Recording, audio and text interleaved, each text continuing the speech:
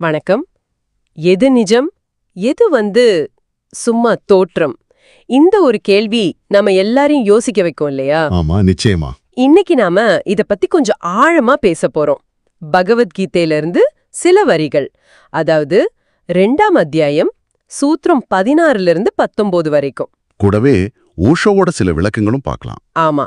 So எது நிலையா இருக்கு, எது மாறிட்டே இருக்கு, எது உண்மை, எது பொய்மை, இத பத்தி ஒரு தெளிவுக்கு வர முயற்சி பண்ணலாம். கண்டிப்பா. கீதையில 16வது சூத்திரம் இது ரொம்ப அழகா ஆரம்பிக்குது. அது சொல்லுது, உண்மையற்றது, அதாவது அசத் அதுக்கு இருப்பு இல்ல. உண்மையானது, அதாவது சத், அதுக்கு அது இல்லாம போறதில்ல. ஓஹோ. ஆமா. அதாவது பார்க்கறதுக்கு இருக்கிற மாதிரி தெரிஞ்சாலும் நிலையற்றது நிரந்தரம் கிடையாது. இப்ப நம்ம வாழ்க்கையை எடுத்துக்கிட்டா பொறப்புக்கும் சாவுக்கும் நடுவுல இருக்கிறது. இது ஒரு கனவு மாதிரி தோன்றி மறையக்கூடியதுதான். கனவா? அப்போ நிஜம் எது? அது எப்படி இருக்கும்? கீதை சொல்ற மாதிரி எப்பவுமே இருக்கிறது, அதுக்கு உருவம் இல்ல, ஆரம்பம் இல்ல, முடிவும் இல்லன்னு சொல்றீங்க. ஆனா வாழ்க்கை கனவு மாதிரிங்கிறது கொஞ்சம் குழப்பமா இல்ல? நாம் அனுபவிக்கிறதெல்லாம் பொய்யா? இல்ல, நல்ல கேள்வி இது. பொய்மை அல்லது கனவுன்னு சொல்றது அது சுத்தமா இல்லவே இல்லைன்னு அர்த்தம் கிடையாது. யோசிச்சு பாருங்க, கனவு காணும்போது அது எவ்வளோ நிஜமா தெரியுது. ஆமா, நிஜம்தான். ஆனா முழிச்சதும் அதோட தன்மை மாறிடுதில்ல. அது மாதிரி தான் இந்த உலக அனுபவங்களும். ஒரு குறிப்பிட்ட நிலையில பார்க்கும்போது ரொம்ப உண்மையா தெரியும். ஆனா ஒரு ஆழமான புரிதல் இல்ல ஆன்மீக விழிப்புணர்வு வரும்போது அதோட நிலையற்ற தன்மை புரிய ஆரம்பிக்கும். அதோட மாயத்தன்மை. ஓ, புரியுது. கயிறு பாம்பு மாதிரி தெரியறதுன்னு சொல்வாங்களே, அது மாதிரி. அதேதான், கரெக்ட். அந்த தோற்றம் இருக்கு. ஆனா நம்ம நினைக்கிற மாதிரி அது நிரந்தரமான உண்மை இல்ல. ஆனா அந்த தோற்றம் கூட சும்மா வராது. அதுக்கு அடிப்படையா ஏதோ ஒண்ணு இருக்கு. அந்த உண்மையான ஒண்ணு மேலதான் இந்த தோற்றம் வருது. சரி, அந்த அடிப்படையான உண்மை சத், அது எப்படிப்பட்டது?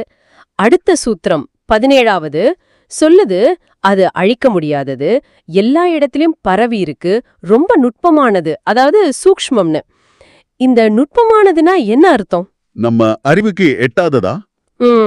நுட்பமானதுங்கிறது நம்ம ஐம்புலன்களால நேரா உணர முடியாத ஒண்ணு.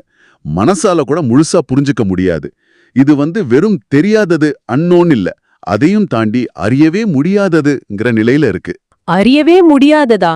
அப்போ விஞ்ஞானத்தால எல்லாம் அளக்க முடியாதா? நிச்சயமா முடியாது. விஞ்ஞான கருவிகளுக்கு இது அப்பாற்பட்டது. இத ஒரு உதாரணத்துக்கு ஒரு ரூம்ல இருக்கிற ஸ்பேஸ் மாதிரி நினைச்சுக்கலாம். அந்த ரூம்ல பொருட்கள் வருது, போகுது, உடையுது, மாறுது. ஆனா அந்த ரூம் அப்படியே தான் இருக்கு இல்லையா? ஆமா ஆமா. அது மாதிரி தான் இந்த பிரபஞ்சத்துல எல்லாம் தோன்றி மறைஞ்சாலும் அந்த அடிப்படையான இருப்பு மட்டும் மாறாம அப்படியே இருக்கு. அதாவது நம்ம தர்க்கம், அறிவு இதை வச்சு மட்டும் இதை பிடிக்க முடியாது. இதுக்கு வேற ஒரு விழிப்புணர்வு நிலை தேவை. இது நம் வாழ்க்கை மரணம் பத்தின பார்வை எப்படி மாத்தோம்? சூத்திரம் 19 வருது இல்லையா?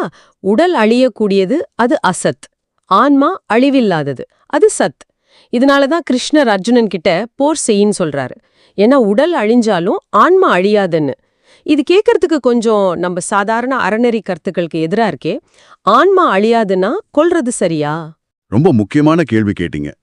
இங்க கிருஷ்ணர் வன்முறையை சரி காண்றாருன்னு எடுத்துக்கிறது ஒரு மேலோட்டமான பார்வைதான்.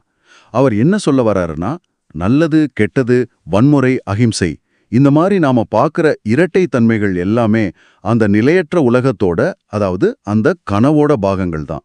ஓ, கனவோட பாகங்களா? ஆமா. உண்மையான விழிப்புணர்வு நிலைங்கிறது இந்த ரெண்டுக்கும் அப்பாற்பட்டது. ஆன்மா கொல்றதும் இல்ல, கொல்லப்படுறதும் இல்ல அப்படிங்கிறது அதோட இயல்பு பத்தின ஒரு கூற்று. மரணம்ங்கிறது ஒரு முடிவு கிடையாது, அது ஒரு நிலை மாற்றம். நிலை மாற்றமா? அப்படின்னா இன்னும் கொஞ்சம் விளக்க முடியுமா?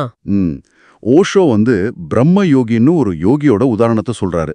அவரு தன்னோட மூச்சு, இதய துடுப்பு எல்லாத்தையும் கொஞ்ச நேரம் நிறுத்திட்டாரு. டாக்டர்ஸ் எல்லாம் அவர் இறந்துட்டாருன்னு சொல்லிட்டாங்க. ஆனா கொஞ்ச நேரம் கழிச்சு அவர் மறுபடியும் உயிர் பெற்று வந்துட்டாரு. அப்படியா?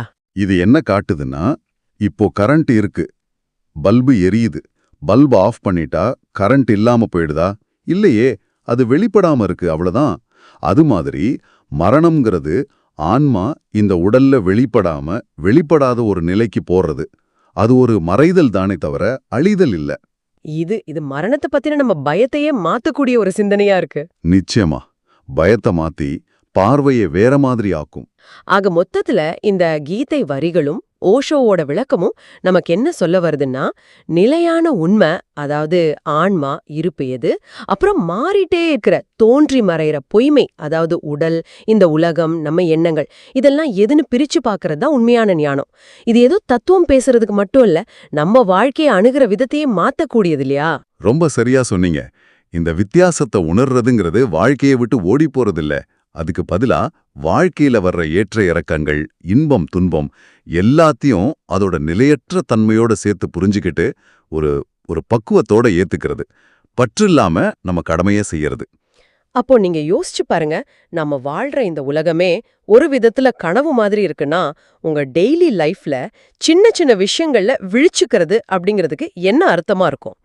எப்போ நீங்க உண்மையிலே விழிப்போட இருக்கிற மாதிரி உணர்றீங்க? இதை கொஞ்சம் யோசிச்சு பாருங்க. அடுத்த முறை சந்திப்போம்.